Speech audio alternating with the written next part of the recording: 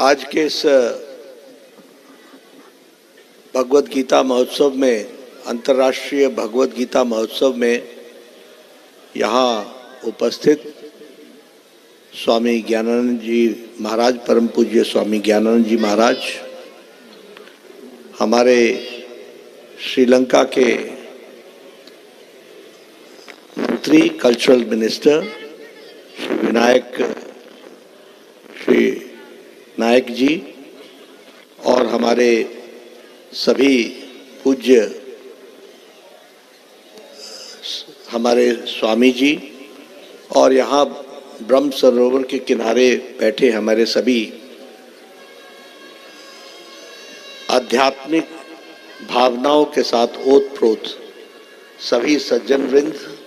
देवी और सज्जनों, और मीडिया के मेरे साथी, प्रिंट मीडिया और इलेक्ट्रॉनिक मीडिया के मेरे साथी, मेरा ये सौभाग्य है कि मुझे आज परम पूज्य स्वामी ज्ञानानंद जी महाराज के निमंत्रण और हरियाणा सरकार के निमंत्रण पर यहाँ इस अंतर्राष्ट्रीय भगवत गीता महोत्सव में आप सबके साथ शामिल होने का सौभाग्य मिला, उपस्थित होने का सौभाग्य मिला। मैं पीछे भी 2 वर्ष पहले आया था, आज पुनः मुझे फिर से ये सौभाग्य मिला है। सच में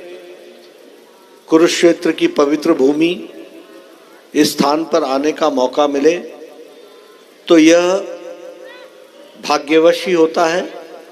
जब भगवान का आशीर्वाद होता है तभी संभव हो पाता है। भगवत गीता जहाँ रची गई, जहाँ लिखी गई और जहाँ उसका ज्ञान दर्शन मिला, ऐसे पवित्र भूमि पर हम सब लोगों को अंतर्राष्ट्रीय गीता महोत्सव पर, जहाँ मैं सभी को शुभकामनाएं देता हूँ, वहीं सबको भाग्यशाली भी मानता हूँ कि जिनको इस कार्यक्रम में आने का सौभाग्य प्राप्त हुआ है। मैं स्वामी ज्ञानानंद जी की जो प्रेरणा इस गीता महोत्सव को अंतर्राष्ट्रीय गीता महोत्सव बनाना और कुरुक्षेत्र जो भगवत गीता का जहाँ जिसे यहाँ पर पढ़ा गया, जिसका ज्ञान का अवलोकन हुआ, ऐसा पवित्र स्थान अनेकों कारणों से, कई कारण रहे होंगे, लेकिन यह स्थान अपना सम्मान और अपना, जिसे कहा जाए कि महान इतिहास, वो प्रायः लुप्त सा होता दिख रहा था। लोग भूल रहे थे, अपने गौरवमय ग्रंथ को भी भूल रहे थे और अपने गौरवमय इतिहास को भी, और कुरुक्षेत्र की धरती का योगदान को भी कहीं न कहीं लुप्त होती हुई अवस्था में हमने देखा। लेकिन मुझे ही नहीं, यहाँ बैठे सभी लोगों को इस बात का गर्व भी होगा, संतोष भी होगा कि आज पुनः अंतर्राष्ट्रीय गीता महोत्सव बनाकर हम पुनः उसे जागृत कर रहे हैं। यह हम सब लोगों को देखने को मिला। गीता, भगवत गीता के बारे में मुझ जैसा ज्ञानी कोई चर्चा करे तो शायद सूरज को दीपक दिखाने के बराबर होगा। लेकिन एक बात स्पष्ट है, क्योंकि मैं राजनीतिक शास्त्र का विद्यार्थी रहा हूं और फिलॉसफी,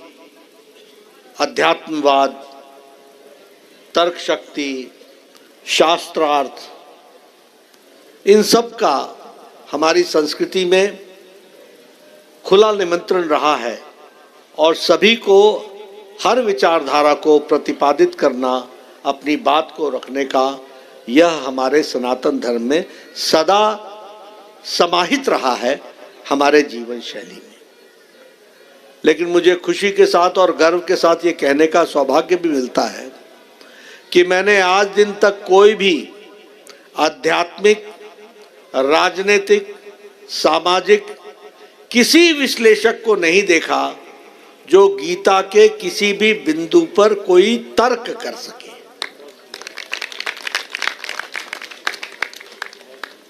दूसरी बात कि मैंने, चाहे वो कोई भी इतिहास का काल रहा हो और वर्तमान काल में और भविष्य में भी, यदि हम गीता को बारंबार पढ़ेंगे तो हमें ध्यान में आएगा कि काल कोई भी हो, भगवत गीता, श्रीमद् भगवत गीता हमेशा प्रासंगिक है और हमारे को दृष्टि और दिशा देने वाली। यह उसकी गूढ़ ज्ञान का भंडार है और इसलिए मैं तो यहां तक भी कहता हूं कि किसी को भी अपने जीवन को अंधेरे से उजाले की ओर ले जाना हो, अज्ञानता से ज्ञान की ओर ले जाना हो, भटके हुए रास्ते से सही रास्ते पर लाना हो, अपने आत्मविश्लेषण को और मजबूत बनाना हो, वो जितना भगवत गीता का अध्ययन करेगा उसका जीवन उतना ही स्पष्टता से आगे बढ़ेगा, इसमें भी कोई दो राय नहीं। इसलिए मैं कई बार लोगों से कहता भी हूं कि भाई तुम कोई समाज के लिए, कोई देश के लिए ये सब पढ़ने की जरूरत नहीं है। मैं तुम्हारे लिए बोलता हूं कि तुमको अपना जीवन भी अगर सार्थक करना है तो भी पढ़ लोगे तो उससे आपका जीवन सार्थक होगा और समाज के काम आएगा, देश के काम आएगा। तो ऐसे ब्रह्म सरोवर के किनारे हम सब लोगों को, सभी हमारे ऋषि मुनि, हमारे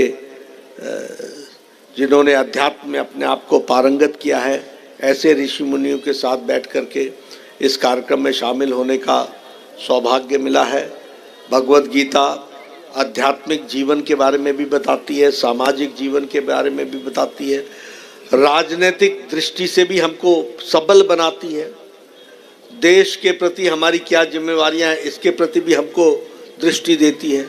ऐसे संपूर्ण ज्ञान के ग्रंथ को हम बारंबार याद करें। और एक बात मैं ज़रूर अंत में कहूँगा, क्योंकि आपने मुझे बुला तो लिया है लेकिन मैं हूँ तो राजनीतिक प्राणी। अब राजनीतिक प्राणी हूँ तो चीज़ों को राजनीतिक दृष्टि से रखना भी मेरी जिम्मेवारी है।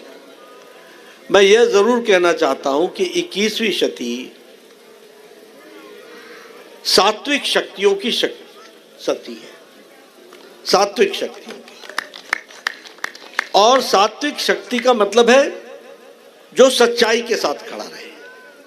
जो राइटसनेस के साथ खड़ा रहे, जो अपने लिए नहीं समाज के लिए जिए, जो अपने लिए नहीं देश को मजबूती देने के लिए जिए। और मुझे लगता है कि ये सात्विक शक्ति की घड़ी, जो उज्जवल भविष्य भारत का हम देख रहे हैं, जो हम विकसित भारत,